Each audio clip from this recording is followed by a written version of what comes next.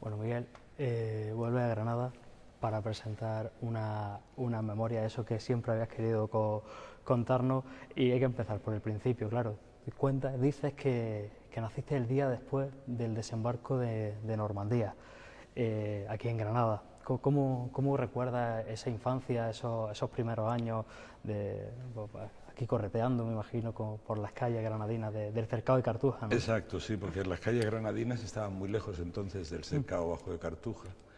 Entonces se veía mucho los barrios, no, digamos, la ciudad para un chaval del cercado era un poco lejana, bajabas cuando el Corpus te traían al salón, entonces se hacía el Corpus en el salón, pero digamos que lo habitual era pasar, callejear por las calles del barrio, llegarte al campo de fútbol, los antiguos Cármenes, ir un poco los aledaños del propio barrio, que era casi ya frontera con el campo en aquel entonces. Ahora pues alberga universidad, alberga una serie de cosas increíbles. Yo recuerdo una infancia muy, muy amable, aunque cargaba un poco de nostalgia y sobre todo de aquel punto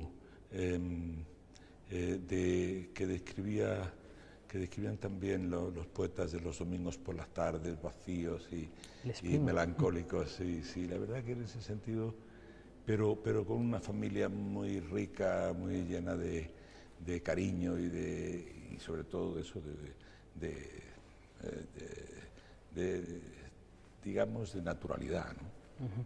El veneno del rock, ¿cómo te engancha? Porque me imagino que la Granada de finales, de mitad de los 50, no era la más propicia, no era el lugar ni el momento más propicio, digamos, para el rock and roll, ¿no? Era una ciudad bastante hostil para la modernidad, aunque era una ciudad que sin embargo estaba cantada por poetas, por viajeros románticos, incluso por gente que nosotros veíamos entrar desde la carretera de Murcia, bajaban del Levante, venían a conocer la Alhambra, mucho extranjero, nosotros lo llamamos franceses a todos.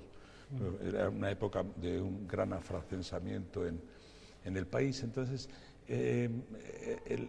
lo que pasa es que había yo cuando me pusieron a trabajar cuando acabé el colegio, la escuela en el año 58, para 59, me puse a trabajar en los almacenes Olmedo, que estaban justo en el centro de la ciudad, en la Puerta Real, y entonces, claro, ahí estaban los billares Ganivet y había lo que entonces se llamaban jukebox, ¿no? Esos tocadiscos gigantescos que ponían placas, discos de la gente que yo más me gustaba entonces, que eran Tin Tops, que eran el dúo dinámico. No era una época todavía muy extranjerizada, pero en la tienda, cuando entré a trabajar en la tienda, me coloqué en los almacenes. Abrieron la primera tienda de discos, bueno, una de las primeras tiendas en unos grandes almacenes, estaba Valinde, había algunas tiendas, y entonces pues ahí recuerdo ver las joyas del rock, a los pioneros, a gente como Elvis, a gente como Fats Domino, nombres que para mí eran míticos, y luego también nombres más cercanos, gente que yo veía que eran, digamos, más asequibles, ¿no? Y eso me sirvió de cierta forma de orientación, de guía, a pensar que yo podría también, en cierta forma, vivir de la música, porque si había un tío que se llama Billy Cafaro, que había nacido en Rosario, Argentina, era un pueblo más pequeño entonces que Granada, y había llegado a traspasar con sus discos el océano, yo podía hacer lo mismo, ¿no? ¿Y recuerdas cómo diste el paso, cómo dijiste, voy a tirar para adelante y me voy a hacer un rockero? La verdad es que fue muy natural y en ese sitio un poco traumático en ese sentido, porque yo, y lo cuento en el libro, como trabajaba en la tienda y ya cantaba en Radio Granada, también cantaba con la orquesta del Nevada Palace, que era el hotel que estaba justo al lado que daba pared con el anexo de Olmedo. Pues ahí tuve la suerte de que de hacer un demo tape con Radio Granada y lo ponían como si fuera un disco, y entonces uno de los vendedores de discos Philips lo oyó y dijo, hombre, si que está muy bien eso, déjame una copia y me lo llevo a Madrid. Y bueno, después de muchos avatares de alguna que otra desilusión, pues llegó por fin el momento de grabar. Lo cuentas en el libro, pero llegas con 17 años y te plantas con tu maleta en Madrid, en la capital de España, un chico de provincia. ¿Cómo es esa experiencia? ¿Cómo es ese encontronazo, ese choque con la capital? Yo era muy catetillo entonces, además, si tenía Granada, tenía todavía mucho, digamos, terrón invadiendo el campo a la ciudad e incluso los alrededores de Granada. Yo me acuerdo que lo que es hoy la avenida Andalucía, donde mi padre trabajaba, en La Caleta, mi padre trabajaba entonces en un aserradero, y bueno, pues ahí el campo llegaba hasta ahí, lo palpabas, lo olías, ¿no? Y cuando llegué a Madrid, de alguna forma era ese chaval que todavía tenía un poco de barro en las botas, ¿no? Que llegaba con... solo tenía una virtud encomiable en aquel momento, que sabía callar muy bien, no sabía escuchar, no me entrometía demasiado, tenía un poco... quería ver dónde estaban los límites por donde yo me podía mover. Y luego tuve mucha suerte bueno, al principio llegar, grabar y resistir, ¿no? Que fue un poco la cualidad que yo he considerado más importante en mi vida. Se ha dicho muchas veces que el idioma del rock no es el español, que no casa bien, y bueno, muchos grupos, ya se sabe, españoles empiezan actuando, cantando en inglés, pero tú llegaste, diste un paso más allá y es que tradujiste tu nombre, te tradujeron tu nombre, sí, ¿no? Sí, en Mike Rivers, ¿no? Mike Rivers. Claro. ¿Sabes qué pasa? Que de pronto,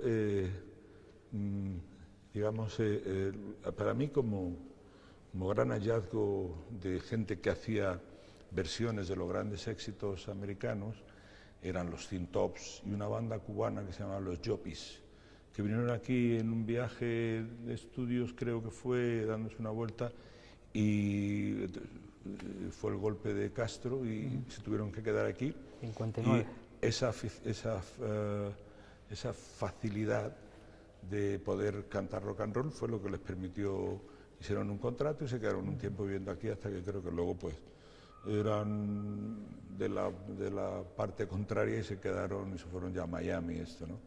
Pero esos fueron los primeros referentes, digamos, que oías cantar en castellano con swing, ¿no? Porque el latinoamericano en este sentido tiene, primeramente el lenguaje es mucho más dúctil, o lo hacen más dúctil que nosotros lo hacemos, y tienen esa versatilidad de poder contraer este idioma que está con palabras tan polisilábicas, ¿no? Y contraerlo dentro del beat y del rock, ¿no? Ellos lo hicieron con mucha naturalidad. A nosotros nos costaba un poco más, fue un poco más de meterlo a serrucho o a golpes, pero lo del Mike Ríos fue un accidente que un director artístico de pronto pues me llamó Mike Ríos, y yo le explicaba, le decía, pero don Ricardo, ¿por qué Mike Ríos? Y yo, Mike, porque no era Mike, claro, entonces se leía Mike, no estábamos tan anglofilizados como ahora, ¿no? Y me decía, no, pero oye, Johnny Hallyday es un tío francés, se llama Johnny y tal. Total, que en ese sentido pues tuve que soportar lo del Mike durante un tiempo. Y era un poco así como, digamos, la vitola de que eras moderno, ¿no? Y era la guasa también, ¿no? Bueno, aquí en Granada fue terrible. Yo me acuerdo que me daba pavor volver al barrio, tío. El barrio era para mí la cruz en aquel momento, aunque la gente me crea mucho, pero bueno, el que se rían de ti aquí en esta ciudad y te sangren no quiere decir que no te quieran, simplemente que hay una oportunidad de reírse con algo, y si eres ese algo, eres tú, pues te dan fuerte, y te crujen, ¿no? Fuerte. No, y claro, Mike tío, Mike polla, ¿qué haces aquí en Granada? Mike polla. Durante un tiempo fue bastante jodido. En el libro, bueno, vas contando toda tu trayectoria. Hay un momento que es un hito en tu carrera, y es cuando pues, ese chico que ya deja de ser tan provinciano, pues, de Granada, pega el pelotazo, como se dice, y de mano de un clásico, y no precisamente del rock, un clásico pues, como Beethoven, ¿no? Con ese himno de la alegría. Me imagino que tú estabas preparado para que el éxito, para que el... Bueno, la segundo verdad que encima. si no estás preparado te preparas a toda hostia, ¿no? Ahí no hay marcha forzada. No, yo había tenido la suerte de hacer antes un éxito que aunque no fue tan planetario, sí fue un gran éxito, y en Latinoamérica, por ejemplo, El Río y El Vuelvo a Granada en Igual. Latinoamérica fueron muy conocidos. En España vendimos cientos de miles de discos. Digamos que eso fue una especie de preparación para que un año más tarde pudiéramos hacer con el Himno de Alegría un pelotazo. Quien no estaba preparado, creo yo, porque a mí Beethoven o sea, para mí no era un nombre referente, en el sentido de que no entraba dentro de mi cultura ni de mis aficiones. Entonces, y no quiero hacer un canto digamos, de la barbarie, ¿no? Beethoven es altamente recomendable, pero entonces, pues era para mí un ilustre desconocido. Conocía más a Beethoven por una canción de los Beatles que se llama Roll Over Beethoven. Chuck Berry, perdón, claro, luego lo versionaron los Beatles con mucho éxito. Y entonces, en ese sentido, para mí no era nada sacramental lo que se estaba haciendo, y por lo tanto no había sacrilegio. Sin embargo, los productores, Eduardo de los Ríos y Rafael Trabuchelli, sí se sentían con un sentimiento de culpa bastante acusado, ¿no? Entonces, pero bueno, pasó, fue como una lotería en realidad. Yo no tuve que ver mucho tampoco en la gestación del himno. No me puedo poner ninguna medalla que no me corresponda, porque, hombre, lo único que fui el que lo canté, y afortunadamente parece ser que mi voz tenía las cualidades y los matices que la canción necesitaba, ¿no? Una canción que se convierte en una especie de himno pop, ¿no? De lo que entonces estaba empezando a ser el rock. Había una corriente de rock sinfónico, estaba Procol Harum, estaban una serie de gente que sí hacía, digamos, una música más pesada, fusionada con el sinfoniquismo, ¿no? Y a partir de ahí ya la locura, ¿no? Fenómeno fan, Sí. creo que serían unos años complicados, ¿no? En ese sentido también. No, complicado. Y felices en cualquier caso, ¿no? Eran cojonudos, sí. Que nos den esa bendita complicación.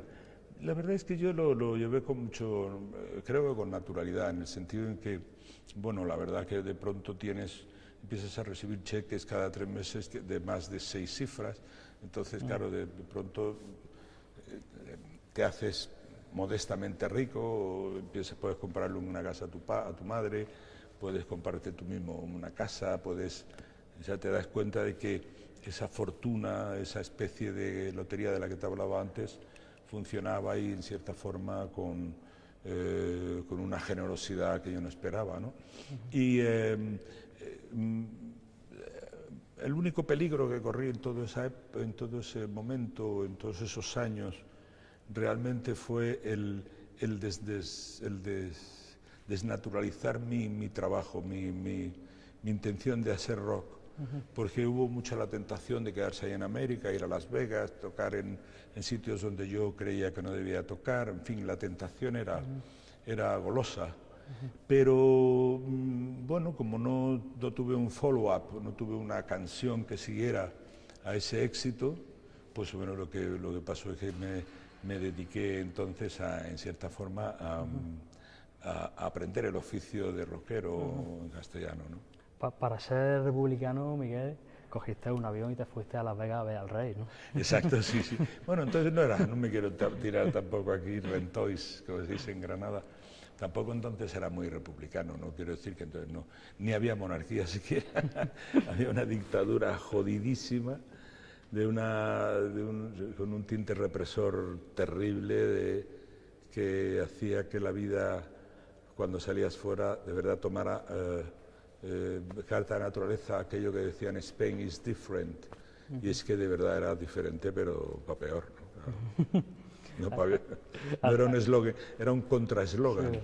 Al rey que me refiero, obviamente, Elvis, que fue casi un referente, ¿no? Siempre. Sí, porque yo tuve la suerte de cuando me hablaban cuando me pasa que viste a un Elvis ya un poco en decadencia, ¿no? Sí, la verdad es que... De las patas de elefante. Exacto. No era el Elvis del comeback que hizo con aquel concierto en un escenario redondo, vestido de cuero, están dando los grandes éxitos. Yo creo que Elvis, no, lo leí el otro día, no sé dónde, sí, lo dijo John Lennon, dijo que Elvis se jodió cuando se fue a la mili, que ahí le destrozaron totalmente, lo caparon absolutamente la creatividad. Y luego se convirtió en un ser muy odioso, en el sentido de que fue un tipo que se hizo confidente, quería tener una estrella de sheriff y denunciar los abusos de las drogas de compañeros. Fue un tipo, al final se equivocó el hombre haciendo la salvedad de que como cantante fue siempre un genio. Yo fui a verlo a Las Vegas porque querían que cantara allí en Las Vegas. Yo me oponía y como señuelo me dijeron, bueno, verás cómo te gusta mucho Las Vegas, vete a ver a Elvis Presley al International y ahí pues te vas a convencer de que es el sitio donde puedes debutar. Es el único sitio que podía reunir una orquesta donde el himno Alegría sonara como sonaba en los discos. Hablar de rock obliga también a hablar de droga, Miguel. En muchas entrevistas te lo han preguntado, has hablado de la cocaína, además. En tu caso, la droga no te hicieron caer en ese caballo llamado muerte, ¿no? Como en la propia canción, y supiste poner el freno, ¿no? Sí, la verdad es que tuve la suerte de empezar con una droga que, aunque aquí se ha metido siempre en el mismo saco, y aunque evidentemente hablar de psicotrópicos, para hablar de ellos hay que establecer como primera prioridad que se habla en primera persona y que no es transferible el discurso, y que ni siquiera con eso se puede hacer apología, no solo ni apología, ni siquiera una mediana recomendación de este tipo de actos, porque como decía antes, son intransferibles. A cada persona de alguna forma responde a ese tipo, el impacto de ese tipo de sustancias de una forma muy diferente. Entonces, como no puede haber una tabla rasa, no se puede hablar de una generalización de esto, ¿no? Pero hecho esta salvedad, que a mí me importa mucho decir,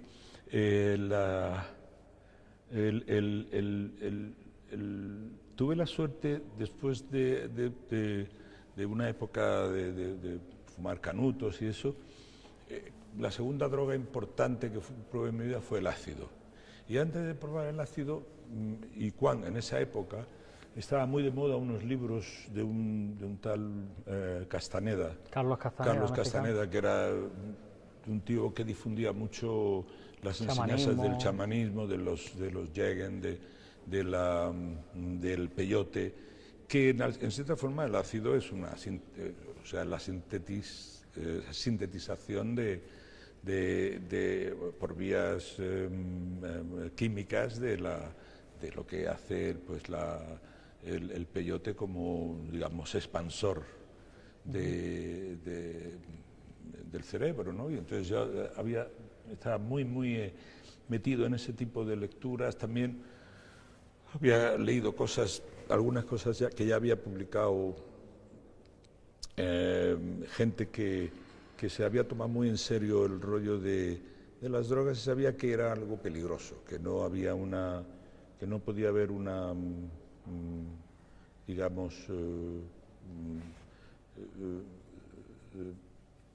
tomárselo como a la ligera, ¿no? Que eran asuntos donde tú, evidentemente, por experimentar con las drogas de tu tiempo, con las sustancias que hacían tu tiempo y que hacían que tu tiempo fuera diferente al tiempo anterior, no tenías más remedio que correr algunos riesgos. Y esos riesgos yo los arrostré ya te digo, pues como lo ha vivido gente como Escotado, gente que, en fin, que ha tenido un respeto por eso. Y fue cojonudo, porque en ese sentido sí que es. Yo leía a Huxley y leía a mucha gente que había experimentado con el ácido, Timothy Lyric, había mucha gente que me interesaba mucho, porque me parecía William Burroughs, muchísima gente que me interesaba, que eran exponentes de la modernidad y que sin embargo usaban ese tipo de alucinógenos como algo creativo, ¿no? Hombre, la verdad es que luego a mí, por ejemplo, la cocaína ha sido una droga que no me ha ido muy bien, porque es una droga que tiene connotaciones muy negativas para los cantantes, te liquida la cuerda, ¿no? Entonces tiene que ser muy moderado con esto, ¿no? Y no sé, las drogas son de un tiempo determinado, de un momento determinado y sirven para unas cosas determinadas. Y ya, como decía antes, hay gente, William Burroughs experimentó con ácido en batiscafo a 4.000 metros o 2.000 metros o no sé cuántos metros de profundidad, y se pasó el viaje entero en la oscuridad y sin recibir más sensación que aquel terrible silencio y aquella angustia de estar, y sin embargo salió totalmente ileso. Y hay gente que se toma un par de aspirinas y se tira por la ventana, ¿no? Por eso no puede hablarse de drogas con ligereza. Lo que está claro, Miguel, es que tú no has sido el mito de rockero que la clásica frase, ¿no? Vive rápido, muere joven y a un bello cadáver. Claro. Tú eres un rockero jubilado, en Sí, ese sentido de la palabra, ¿no? Hay muchos que ya están en la edad pero no se quieren jubilar. Esa es la libertad que tiene cada ser humano. Yo creo que cuando se escribió eso, que era una de las lemas del punk, ¿no? Más, espero dejar, me acuerdo que era, creo que era en Cuadrafenia o si no eran los Who los que lo hacían, los decían, ¿no? La frase I hope get old before I will die before get old. Prefiero morir antes de llegar a viejo. De llegar a viejo. Soy My Generation. De los Exacto, My Generation, exactamente. Es un temazo increíble, ¿no? Cuando se dieron cuenta de que la vida es indestructible si tienes la sensación o la necesidad de crear o de vivirla de una forma creativa, muchos empezaron a cuidar a toda hostia, tío. Tienes a Mick Jagger y a todos esos tíos que, bueno, esos son atletas del rock, claro. Que cantaste en una ocasión aquello de que el rock es un boomerang y por eso siempre volverá. Miguel Ríos también siempre volverá, porque no te has terminado de ir, ¿no? Del todo. Sí, no, de las giras y eso está claro, aunque mucha gente piensa adjudicarme la praxis del torero, ¿no? Que siempre se retira en vano, ¿no? Antoñete, que sí se retiró no sé cuántas veces, yo sí. Hombre, lo que pasa es que siempre vuelvo a cantar, pero ya no una gira, no voy a dejar de cantar, eso está claro.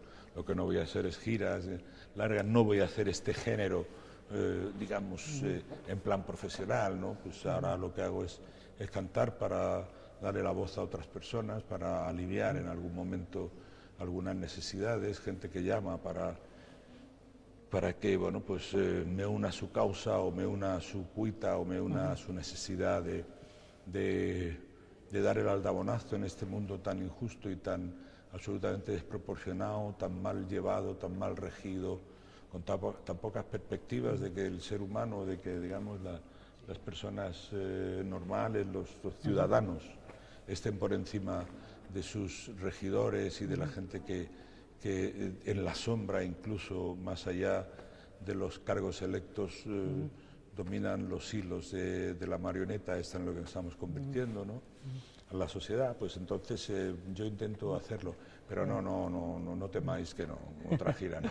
y sentarte, Miguel, a escribir una memoria, la memoria dicen que es uno de los géneros más complicados que hay, en el sentido de que se reinventa mucho, ¿no? De lo que hay y luego hay otra cosa que es terrible, que es la autocensura. No sé cómo ha funcionado eso. Reinventarse es muy difícil en estos días, porque hay un problema gordo ahí que tiene que ver con que ahora Internet cuenta tu vida por menorizar. Por trocitos la cuenta continuamente. O sea, quiero decir en este sentido que es muy difícil que yo diga que tuve un grandísimo éxito en tal ocasión cuando está escrito y sabido que no, o que no tuve un grandísimo éxito en otro lado cuando yo puedo demostrar que fue y que se puede demostrar.